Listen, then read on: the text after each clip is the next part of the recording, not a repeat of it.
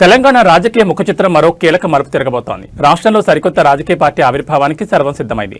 మాజీ ముఖ్యమంత్రి కేసీఆర్ తనయ కల్వకుంట్ల కవిత సరికొత్త రాజకీయ ప్రస్థానానికి శ్రీకారం చుట్టబోతున్నారు. రేపు మేడ్చల్ జిల్లా మునీరాబాద్ సాక్షిగా ఈ నూతన రాజకీయ సమరశంఖం పూరించనున్నారు. మునీరాబాద్లోని అద్వయ కన్వెన్షన్ హాల్లో చారిత్రాత్మక ఘట్టానికి వేదిక కానుంది. రేపు జరగనున్న భారీ బహిరంగ సభ కోసం ఏర్పాట్లు ముమ్మరంగా కొనసాగుతున్నాయి. పార్టీ ముఖ్య నాయకులు స్వయంగా రంగంలోకి దిగి ఏర్పాట్లను పర్యవేక్షిస్తున్నారు. ఈ సభకు రాష్ట్ర వ్యాప్తంగా సుమారు 30,000 మంది కార్యకర్తలు అభిమానులు తరలివస్తారని అంచనా వేస్తున్నారు. ఎండ తీవ్ర దృష్ట్యా వచ్చే కార్యకర్తలకు ఎటువంటి ఇబ్బందులు కలగకుండా త్రాగునీరు, భోజన వసతి కల్పించడంలో నేతలు నిమగ్నమయ్యారు. అందరి కళ్లు ఇప్పుడు రేపటి సభపైనే ఉన్నాయి. ఈ వేదిక నుంచే కవిత తన కొత్త పార్టీ పేరును అధికారికంగా ప్రకటించనున్నారు.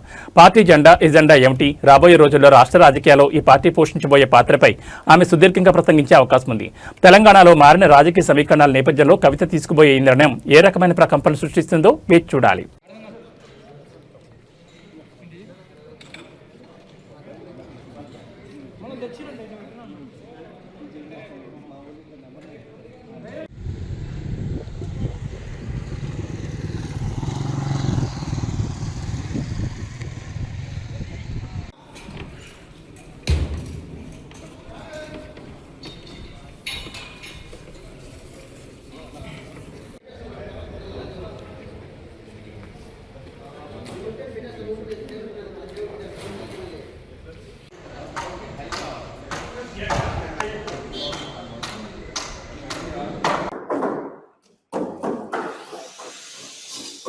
నమస్కారం, నా పేరు సుమన్. నేను జాగృతి స్టేట్ స్పోక్ పర్సన్.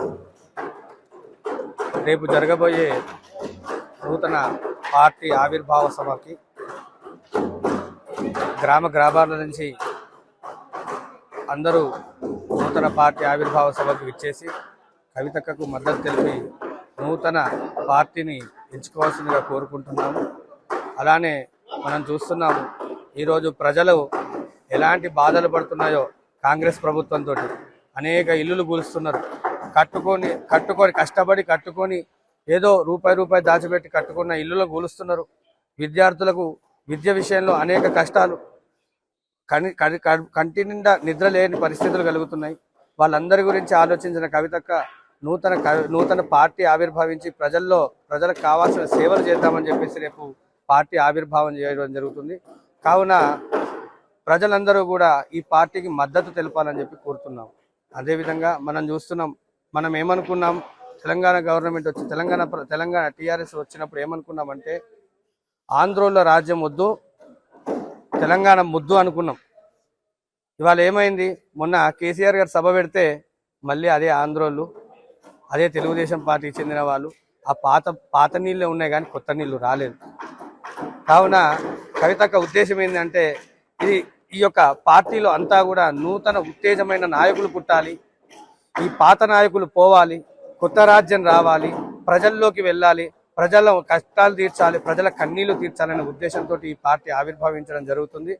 మనం చూస్తున్నాం, ఇవాళ నిరుద్యోగులు ఎంత బాధపడుతున్నారు, ఉద్యోగాలు లేక ఎంత బాధపడుతున్నారు. మంచి చదువులు చదువుకొని ర్యాపిడోలు నడుపుకుంటూ బతుకుతున్నారు.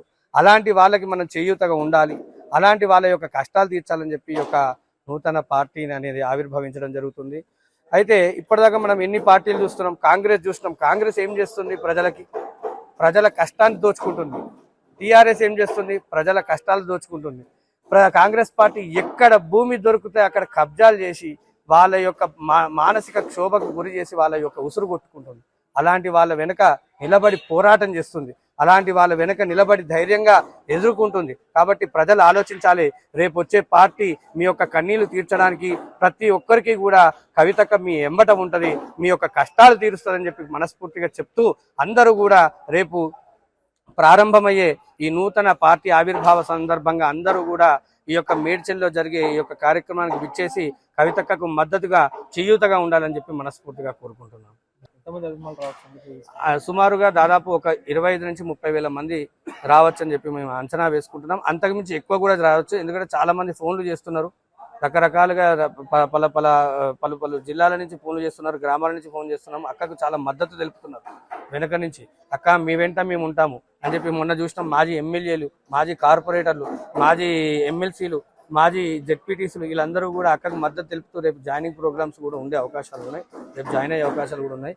ఖచ్చితంగా చెప్తున్నాను, రాబోయే కాలంలో తెలంగాణకి కాబోయే ముఖ్యమంత్రి ఎవరు అంటే కవితక్క.